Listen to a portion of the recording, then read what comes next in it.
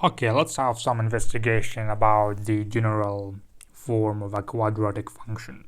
Suppose that I have got that form of a quadratic function y equals ax squared plus bx plus c.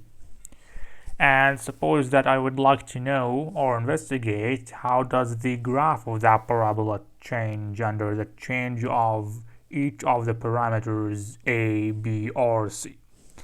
I'm going to do that investigation using GeoGebra. So let's see. Okay, suppose that I'm gonna write here y equals a multiplied by x squared plus b multiplied by x plus c. Okay, and I want to make the sliders appear on the screen there. Okay, great, that's great. As you see, a, b, and c are the parameters. And as usual, we first learn about the concavity of that parabola when we study the value of a. So the simple rule is when a is positive, then the parabola is concave upwards, and when a is negative, then the parabola is concave downwards.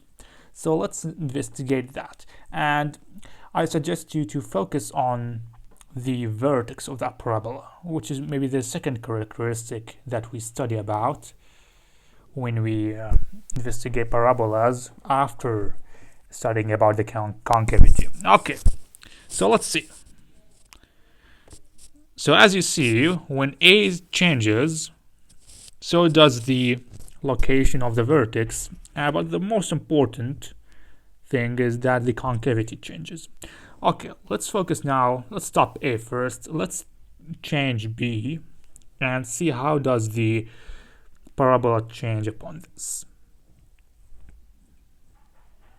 Okay, great. So as you see, the change is not that clear as that was for a. When a changed, we noticed that the direct or the consequence change is clear. The concavity changes. But I want just to focus on that vertex here for a while. And I would like to input the coordinates of that vertex. As you know from school mathematics, that the x-coordinate of the vertex will always be negative b over 2a. So it is just negative b divided by 2a. This is the x-coordinate of the vertex, and the y-coordinate is the image of that x-coordinate under f. So we have got that the y-coordinate is just function of that x-coordinate. It's just negative b divided by 2a. It is function of that negative b over 2a. It's the image under f. And I'm inputting f there because as you see here, the green line, the GeoGebra system just gave f as a name for this function. So I'm using that function. So negative b over 2a, this is the point. And as you see on the graph, it was named a. And I'm going to change the name. Sorry, I'm going to change the color in order to distinguish it from anything black on the screen. So I'm going to make it red. Great. So I want to change b again to see what pattern does that point follow, the vertex. So try to trace a in your head.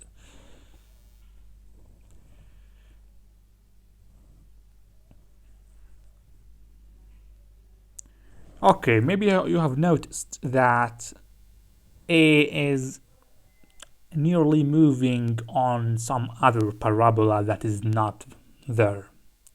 So let's make sure that this is true even when we change the values of the other parameters and then keep them fixed. So let's change c a little bit and change a little bit, and let's change b again to make sure that our claim is correct.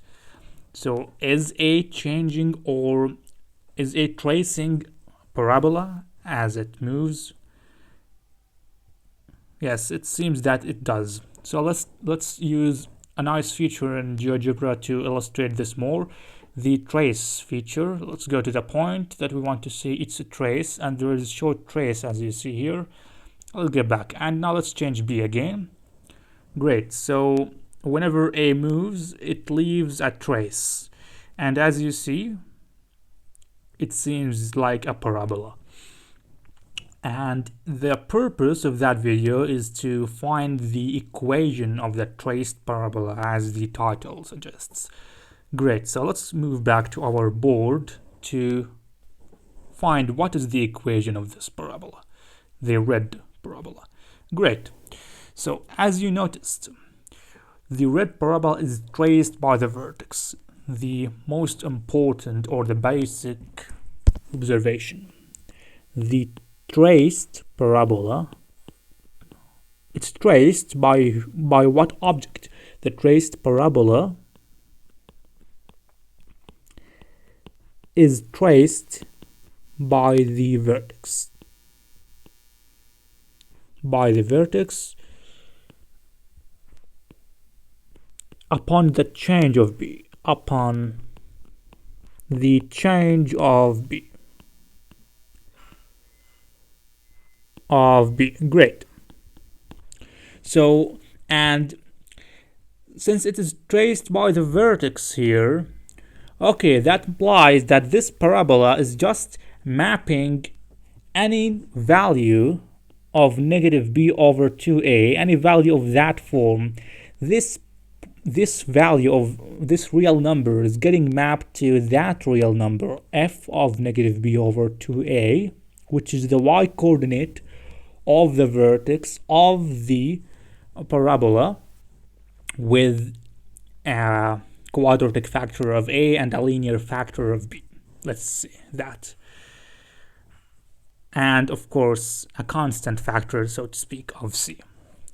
So we would like to know if we were to graph all of the possible parabolas with a fixed a and a fixed c, but a changing b. So how are all of the vertices going to get mapped? And as we saw, they are going to get mapped to the red parabola. And all of these parabolas, or all of these vertices have got an x coordinate of the form negative b over 2a. Great. So we would like to know how the function in general is going to map negative b over 2a when we change b. So I'm just interested in the x's of that form, because a vertex of some parabola must have an x coordinate of that form, negative b over 2a. So let's start here. Okay, I would like to know how f maps negative b over 2a real values. So let's write it here. Function of negative b over 2a. Remember, I want finally just to let b be a changing parameter, and while having a and c fixed. So function of negative b over 2a. Okay, I'm going to substitute here. This is our function.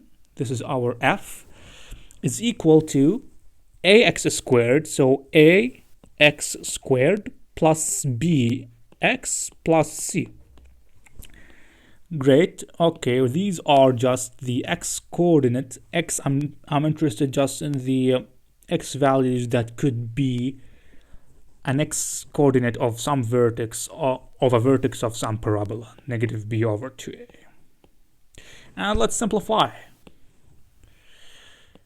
So simple algebra suggests that we have got a times b squared over 4a squared plus b times negative b, so I've got negative b squared over 2a plus c. Okay, and that implies that we may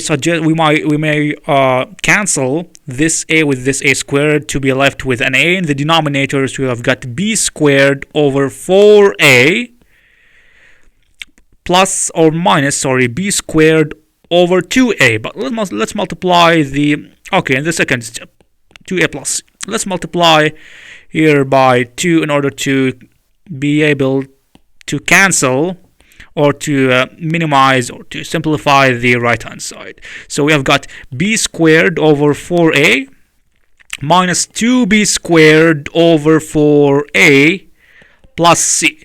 And we have got here b squared over 4a minus 2b squared over 4a. We have got negative 1b squared over 4a plus c.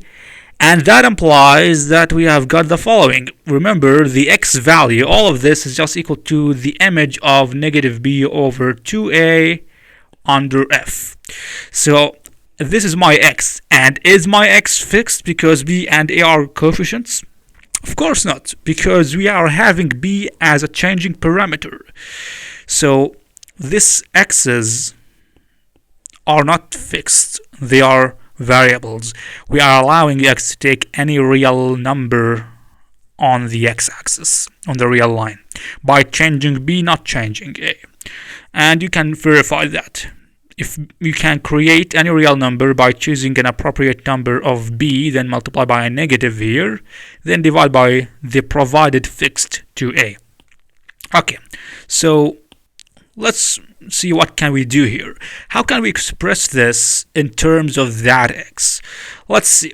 I've got here negative b squared over 4a can be written as b over 2, let's say b squared over 4. Let's say, okay, b squared over 4, sorry, b squared over 4a squared a. The a in the numerator cancels with one of the a's in the denominator, and we are going to get back to that line there, and plus c. So then we can notice something here. Let's take that negative a to be separated from the rest of the term. So negative a multiplied by, we have got here, let's write multiplication, b squared over 4a squared. So b squared over 4a squared, but I'm gonna take square or 2 as a common power of all of that yellow fraction. And since the squaring process, or the quadrant, or f of x equals x squared, is an even function, so this is equal to negative b over 2a all squared. It doesn't matter if I leave this negative or add it. Okay, plus c. I noted that this negative b over 2a is that negative b over 2a. So finally, we are having all of the x's of that form are getting mapped to negative a times x squared plus c. So it seems that all of the x coordinates of the vertices of all of the parabolas with fixed a and c, all of these x coordinates are get mapped to negative a multiplied by x squared plus c, provided that this x is an x coordinate of some parabola. So let's verify this with GeoGebra. Although mathematically we are sure that what we have done is a sufficient and a formal proof for our claim. So we are sure before going to GeoGebra that this must be true. As a matter of art and more clarification, we are going to use GeoGebra. So negative ax squared plus c. Let's see. Y equals, as you see there, I'm writing y equals negative the same a multiplied by x squared plus c. Before adding the plus c, I want to make some note here.